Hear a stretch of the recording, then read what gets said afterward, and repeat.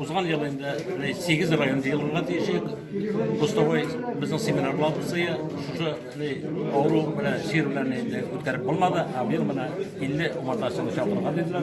Bizden umartaşılar kuvveti 14 bin, 15 bin rayon boyunca umarta her birisine 30 kilogram kavarlıklı bal aldık.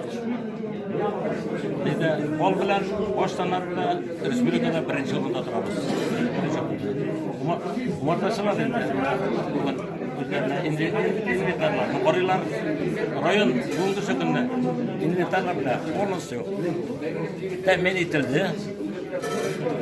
Çeşitlikler bana anlattılar, kılamlayalardım da geldi neydi? Bütünsünde